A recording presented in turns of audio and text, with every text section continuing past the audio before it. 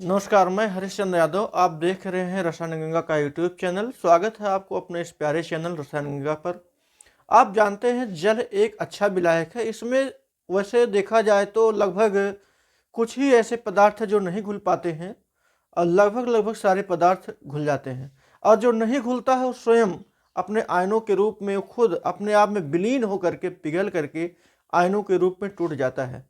ऐसे ही कुछ पदार्थों की चर्चा आज करेंगे जो जलीय विलयन में आयनित हो जाते हैं, और कुछ ऐसे पदार्थ होते हैं जो जलीय विलयन में पहुंच करके फिर भी अपनी पहचान को बनाए रखते हैं। आज इसी टॉपिक पर चर्चा होगी, जो जलीय विलयन में भी अपनी पहचान को बनाए रखते हैं, आयनों के रूप में नहीं टूटते हैं। ऐसे पदार्थ के क्रियाकलापों के बारे में जानेंगे, क्या कारण है कि वह अपने आप को या अपने पहचान को जलीय विलयन में भी बनाए रखते हैं। चलिए शुरुआत करते हैं। इस क्लास में आज इसी के बारे में हमको बताना है। वह पदार्थ होता है क्या? एक कॉम्प्लेक्स है जिसको आप कोऑर्डिनेशन कंपाउंड कहते हैं। पहले तो एक ऐसे पदार्थ की चर्चा करें जिसको सभी लोग जानते हैं, उसका नाम है फिटकरी। फिटकरी की बात करें, K2SO4 Al2SO4 का होल थ्राइस इंटू 24H2O। देखिए, एक ऐसा पदार्थ है ये, एक ऐसा साल्ट है ये, जब भी ये जलीय विलयन में पहुंचता है तो अपने समस्त जो यहाँ पर परमाणु दिखाई दे रहे हैं, अणु दिखाई दे रहे हैं, अपने आयनों के रूप में बदल जाते हैं। जैसे पोटेशियम जो है ये के पॉजिटिव के रूप में जाएगा, SO4 जो है वो सल्फेट के रूप में जाएगा, एल्युमिनियम 3 पॉजिटिव बनाएगा, SO4 तो बना ही, और ये H2O जो है H पॉजिटिव और ये OH नेगेटिव के रूप में बिल्कुल अपनी पहचान को खो देते हैं। यानी हम नहीं जान पाएंगे पानी में घुलने के बाद कि फिटकरी का कौन सा अंश कहाँ है, क्योंकि सब अपने अपने पहचान को खो देते हैं। जो ये K2 के रूप में थे वो के पॉजिटिव के रूप में चले आए, आयनों के रूप में कन्वर्ट हो गए। ऐसे ही आप बात करें NH4OH सोडियम हाइड्रोक्साइड, ऐसे ही बात करें NH4Cl, इसी का एक साल्ट होता है अमोनियम क्लोराइड। ये भी जब टूटेगा तो NH4 पॉजिटिव में प्लस Cl नेगेटिव में टूट जाएगा। NaCl जैसे साल्ट की बात कर ले तो ये टूट जाता है Na positive plus Cl negative में। हम देख रहे हैं, हमने जल तो नहीं मिलाया, लेकिन ये कहते हैं कि जलीय विलयन, इसका जो एक्वस सॉल्यूशन होता है ये आयनों के रूप में बदल देता है। तो यह इसकी बात तो यही छोड़िए, लेकिन अब जरा इसकी बात करते हैं। ये एक पदार्थ है K2FeCN का होल 6। चलिए होल 6 लगा दिए, क्योंकि ये कंपाउंड जब इसका आप जलीय विलयन बनाते हैं तो यही के पॉजिटिव देता है, लेकिन जो ये इतना हिस्सा है ये आयनों के रूप में नहीं टूटेगा। मतलब ये अब खुद Fe2 पॉजिटिव या Cn नेगेटिव के रूप में नहीं टूट पाता है। यानी कि ये इतना हिस्सा ये बिल्कुल कह सकते हैं कि सॉलिड स्टेट में बना रह जाता है, पानी में ये नीचे बैठ जाता है। इसका मतलब क्या हुआ कि अपनी पहचान को बनाए रखता है। ऐसे बहुत सारे पदार्थ हैं, जैसे NiCO का होल टेट्रा, ये भी देख रहे हैं, टेट्रा कार्बोनिल जिसको निकिल कहते हैं, ये भी जलीय विलयन में अपनी पहचान को बनाए रखता है। ये तो टूटेगा ही नहीं, क्योंकि यहाँ पर कोई काउंटर आयन नहीं है, ये कोई क्षारीय धातु उधर भी नहीं है, कोई इधर भी हैलोजन फैमिली का कोई कंपाउंड या कोई भी ऐसा समूह इधर नहीं लगे जो इधर और इधर तोड़ सके। ये तो बिल्कुल सेफ ऐसे ही रहेगा, यानी कि जलीय विलयन में अपनी पहचान को और बेहतर ढंग से बनाए रखता है। ऐसे बहुत सारे कंपाउंड होते हैं जो जलीय विलयन में अपनी पहचान को बनाए रखते हैं, आयनों के रूप में नहीं टूटते हैं। ऐसे पदार्थों को हम कहें, ऐसे पदार्थों को कोऑर्डिनेट कंपाउंड कहते हैं, या इसी को कॉम्प्लेक्स भी कहते हैं। इसको कॉम्प्लेक्स भी कहते हैं, जो संकुल कहते हैं, बहुत सारे नामों से को जाना जाता है।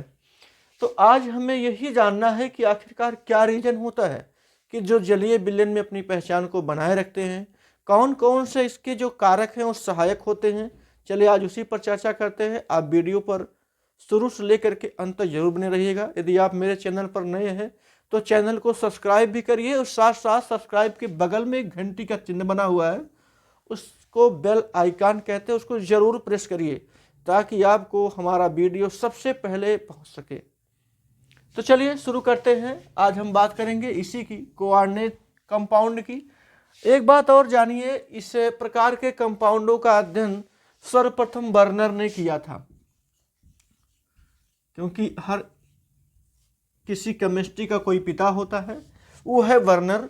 बर्नर कोऑर्डिनेशन कंपाउंड या कोऑर्डिनेशन केमिस्ट्री के जनक कहे जाते हैं। इनको नोबेल पुरस्कार भी मिला है इसके संबंध में। तो आज कोऑर्डिनेशन जो कंपाउंड है, जो कोऑर्डिनेट कंपाउंड जिसको आप कॉम्प्लेक्स कहते हैं, संकुल कहते हैं, अनेक अनेक नामों से जानते हैं, जल में अपनी विशेष पहचान को बनाने वाले कंपाउंड को भी कहते हैं। देखते हैं कि इसमें कौन कौन से ऐसे फैक्टर हैं जो सहायक हैं, इसको इसके घुलनशीलता को बिल्कुल रोक देते हैं। चलिए देखते हैं, कंपाउंड को लेते हैं। आज चर्चा करेंगे इसी विषय पर। क्या है, हम एग्जाम्पल लेते हैं, पहले आपको समझाने का प्रयास करेंगे उसी एग्जाम्पल के अंतर्गत। जैसे ये देखा जाए,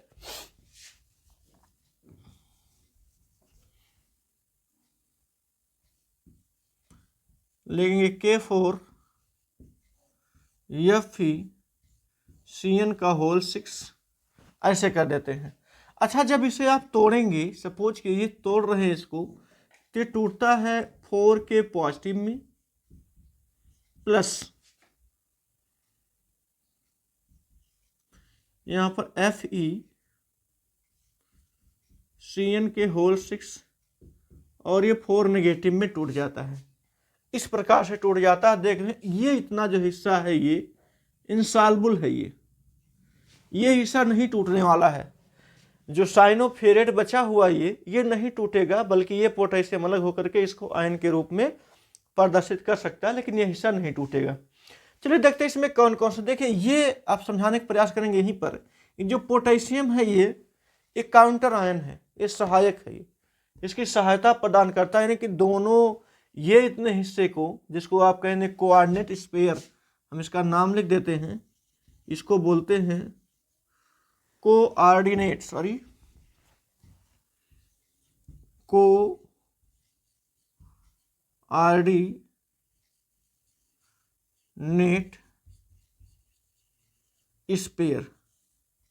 यह कोऑर्डिनेट स्फीयर है, यानी कोऑर्डिनेट क्षेत्र है। और इस कोऑर्डिनेट क्षेत्र में होता कौन कौन सा है?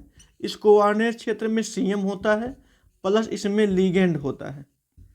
कोऑर्डिनेट जो क्षेत्र आपको दिखाई दे रहा है वो बड़े ब्रैकेट के अंदर होता है। बड़े ब्रैकेट के अंदर दो चीजें शामिल होती हैं। एक होता सीएम, सीएम मतलब चीफ मिनिस्टर नहीं, सीएम मतलब सेंट्रल मेटल आयन या सेंट्रल मेटल कह सकते हैं।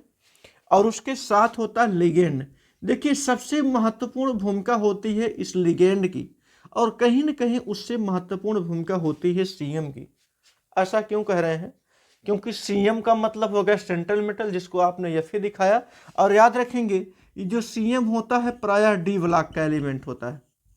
यहाँ भी जाने रहेंगे, ये ज़्यादा मतलब 99% केसों में, 99% 9% हम कह सकते हैं, इतने केस में ये डी ब्लॉक का एलिमेंट होता है। और डी ब्लॉक के एलिमेंट की प्रॉपर्टी होती है कि अपने साथ जिनको जोड़ना होता है या जो जुड़ने के लिए तैयार होते हैं, उनके लिए ये ब्लैकेंट ऑर्बिटल रखते हैं। ब्लैकेंट ऑर्बिटल। ऐसा क्यों? क्योंकि डी ब्लॉक के एलिमेंट जो होते हैं वेरिएबल ऑक्सीडेशन नंबर और वेरिएबल वैलेंसी को शो करते हैं। जैसे इसके साथ देखा जाए, इस Fe के साथ यहाँ पर 6 CN लगे हुए। अब ये 6 CN के लिए इसने जगह दिया होगा। इसका दिल बहुत बड़ा होता है, सेंट्रल मेटल का दिल बहुत बड़ा होता है। इसका मतलब ये हो गया कि अपने पास आने वाले सभी समूहों को जगह देता है ताकि उसके साथ जुड़ सके। अब जुड़ने वाले जो समूह होते हैं वो लिगेंड होते हैं। जुड़ने वाले जो समूह होते हैं सीएम से, वो लिगेंड होते हैं। अच्छा, एक चीज और जानिए, अगर सीएम ने जगह दिया है तो निश्चित है लिगेंड कुछ ले करके आएंगे। सीएम को एक लालच है, सेंट्रल मेटल को एक लालच है कि मेरे पास जो भी समूह आएगा वो मेरे द्वारा खाली किए गए कमरों में कुछ न कुछ जरूर रखेगा। और जो सेंट्रल मेटल के पास आते हैं, जिनको आप लिगेंड कहते हैं, इनको हिंदी में ऐसे कह लीजिए संलग्नी कहते हैं। ये संलग्नी लोन पेयर ऑफ इलेक्ट्रॉन को लेकर के आते हैं, एक जोड़ा इलेक्ट्रॉन को लेकर के आते हैं। और वही जोड़ा इलेक्ट्रॉन ला करके डी ब्लॉक के ऑर्बिटल में रख देते हैं।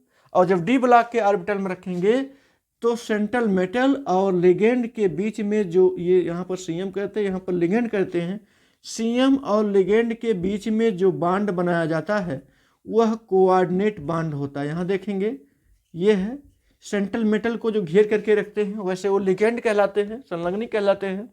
ये कोऑर्डिनेट बांड से इसको बांध करके रखते हैं और इसी कोऑर्डिनेट बांड से बांधने के कारण इसमें काफ़ी मजबूती आ जाती है। अब आपको समझ में आ गया होगा, इसीलिए वो जलीय विलयन में अपनी पहचान को बनाए रखते हैं। ये आयन के रूप में टूटते नहीं हैं बल्कि पहचान को बनाए रखते हैं। ये प्रेसिपिटेट के रूप में नीचे बैठ जाते हैं क्योंकि इनको आयनों के रूप में टूटना नहीं है। उसके लिए हमने बता दिया कि लिगेंडो के द्वारा दिया गया जो लोन पेयर ऑफ इलेक्ट्रॉन है सेंट्रल मेटल के लिए, ये बिल्कुल कोऑर्डिनेट बांड, एक मजबूत बांड से ये एक दिशात्मक नेचर में ये बांध करके उसको रखते हैं। और जब बांध करके रखेंगे तो आयनों के रूप में नहीं टूटेंगे। इसी प्रकार से कह सकते हैं कि जो सेंट्रल मेटल लिगेंडो के द्वारा घिरा होता है, इसी के कारण ये जलीय विलयन में अपनी पहचान को बनाए रखते हैं। अच्छा, अब बात करें थोड़ा सा लिगेंड के बारे में। लिगेंड का मतलब ऐसे समझिए, ज़्यादा दूर नहीं जाएंगे, जैसे कि ये जीभ है, ये जीभ है, जीभ के किनारे किनारे ये दांत लगे हुए हैं, निचला जबड़ा और ऊपरी जबड़ा। ये जीभ जो है बीच में ही है, ये जो घेरे हुए हैं ये, इनको तीत कहते हैं, या उसको आप लैटिन में डेंट बोल सकते हैं, डेंट। और हम यहाँ बोलेंगे लिगेंड। उन्हीं डेंट को हम लिगेंड बोल रहे हैं, जबकि घेर करके रखे हुए, दांतों के समान घेर करके रखे हुए हैं, उसी को बोलते डेंट या उसी को बोलते लिगेंड। इनका अलग अलग नेचर होता है। जैसे नेचर का मतलब होता है उनको अलग अलग प्रकार से बांटा जा सकता है। वैसे बांटने के केवल दो तरीके हैं, एक होता है डोनेशन के आधार पर, एक होता है चार्ज के आधार पर। चार्ज के आधार पर भी नहीं बांटेंगे हम लिगेंडों को, और डोनेशन के आधार पर बांटेंगे, मतलब कितना जोड़ा इलेक्ट्रॉन डोनेट कर सकते हैं, इसका भी एक आधार बनता है। जैसे समझेंगे इसको, यहाँ पर अगर हम बात कर लें चार्ज के आधार पर, लिगेंडों का जो प्रकार है, यहां करेंगे on the basis of charge, आवेश के आधार पर लिगेंडों का क्लासिफिकेशन। वैसे लिगेंड का क्लासिफिकेशन आप 3 पार्ट में कर सकते हैं, बड़ा इंपॉर्टेंट है जानना ये।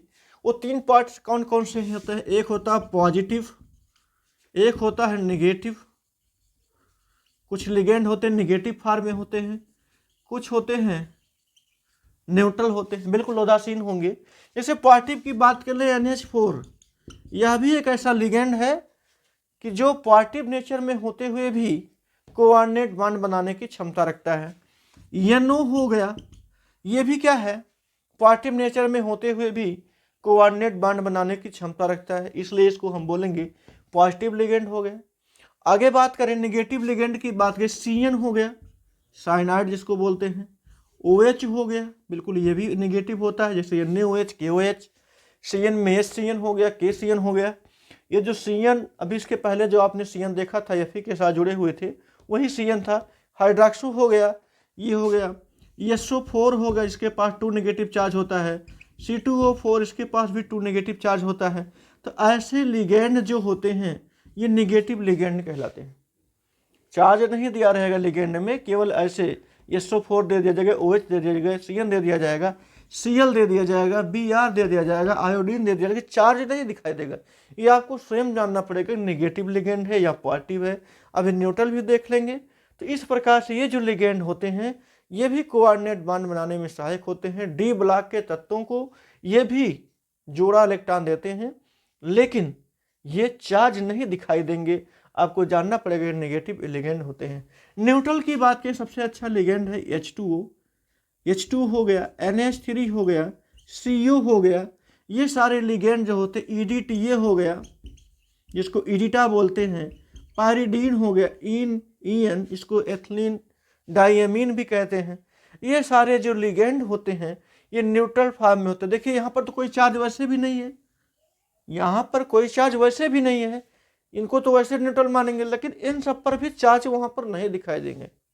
लेकिन आपको ये तैयार रखना होगा कि नेगेटिव लिगेंड है, पॉजिटिव लिगेंड है। बाकी न्यूट्रल पर तो आवेश ऑलरेडी होता ही नहीं है, कोई चार्ज नहीं है। इस प्रकार से हम कह सकते हैं on the basis of charge, charge के आधार पर यानी आवेश के आधार पर लिगेंडों का क्लासिफिकेशन 3 पार्ट में किया गया है।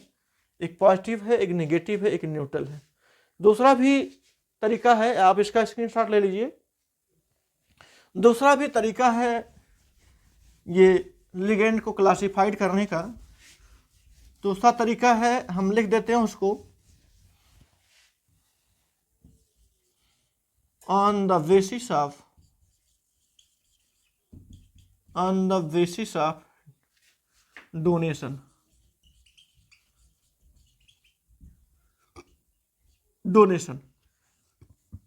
मतलब डोनेट मतलब इलेक्ट्रॉनों को देने के आधार पर कौन से होते हैं, जरा देखेंगे। कुछ तो होते हैं मोनोडेंट, बात कर ले मोनोडेंट, जो एक जोड़ा ही इलेक्ट्रॉन यानी कि एक ही कोऑर्डिनेट बांड बना सकने वाले होते हैं, इनको मोनोडेंट बोलते हैं। एक होता बाई आर करके, इनको डाइडेंट भी बोलते हैं, डाइडेंट लिगेंड। और अगला हम कहते पॉली, वैसे होता तो और भी है लेकिन अब पॉली मान करके इसी में सबको कर दिया जाएगा।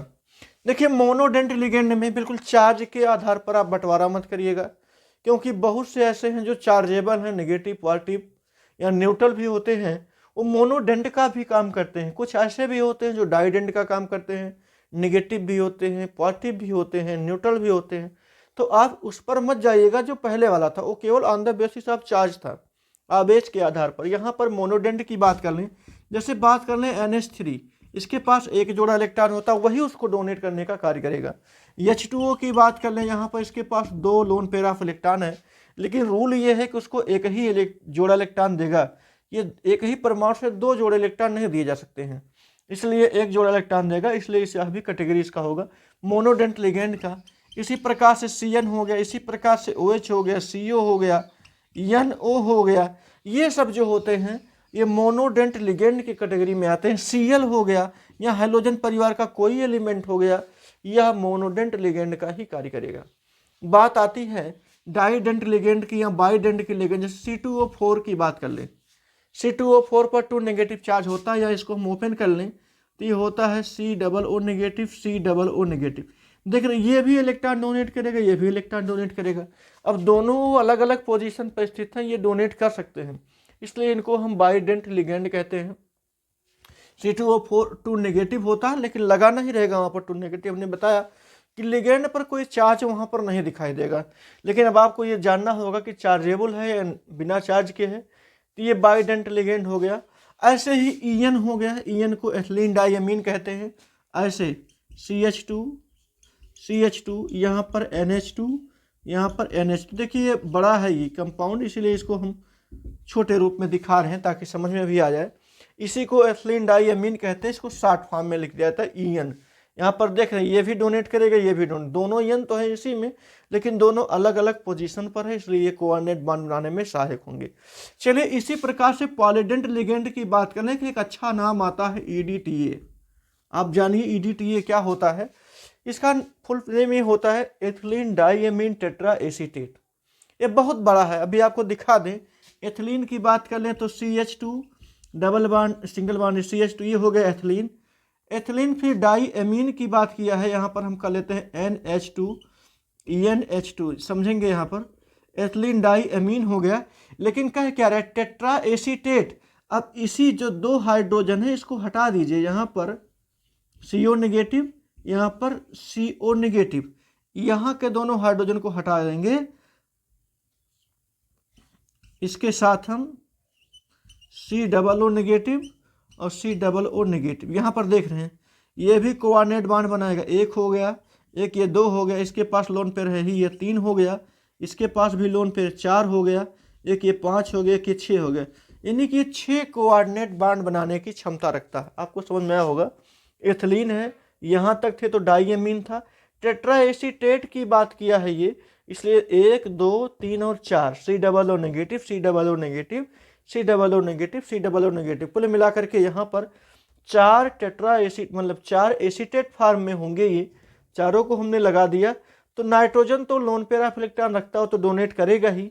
यहाँ पर ये 2 O इधर से 2 O इधर से 4 हो गए और एक 5 एक नाइट्रोजन 6, कुल मिलाकर के 6 कोऑर्डिनेट बांड बनाने की क्षमता होती है। इसीलिए हम EDTA को एथिलीन डाइएमीन टेट्राएसीटेट बोलेंगे और उसको पॉलीडेंट लिगेंड बोलेंगे। तो इस प्रकार से लिगेंड के प्रकार रहे और इसी लिगेंडों से जो होते हैं ये कोऑर्डिनेट कहते हैं, कोऑर्डिनेट बॉन्ड का फॉर्मेशन होता है।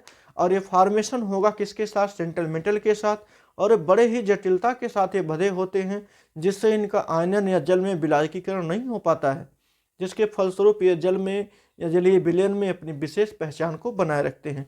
आज की क्लास बस यहीं तक हमने जान ही लिया कि डोनेशन के आधार पर, चार्ज के आधार पर क्या होते हैं कोऑर्डिनेट, कोऑर्डिनेट स्पेयर क्या होता है, सेंट्रल मेटल क्या होता है, सेंट्रल मेटल कैसे बॉन्ड बनाने में सहायता प्रदान करता है किसी लिगेंड के साथ। ये सारी चीज़ें आप जान गए। आज की क्लास यहीं पर छोड़ेंगे और कल फिर यहीं से मिलेंगे, जहां छोड़े हैं वहीं से मिलेंगे नई क्लास में नई जानकारी के साथ। तब तक के लिए आप इस वीडियो को देखते रहिए बिल्कुल ध्यान से। अगर कोई समस्या होती है या कुछ भी जो भी आपको अच्छा लगे या जो कोई समस्या हो, आप जरूर कमेंट बॉक्स बिल्कुल खाली है, आप कमेंट करके आप हमको सूचित कर सकते हैं। जरूर उसका जवाब हम नेक्स्ट वीडियो में एक नए तरीके से देने का प्रयास करेंगे। आज की क्लास बस यहीं पर क्लोज करेंगे। तब तक के लिए जय हिंद, जय भारत।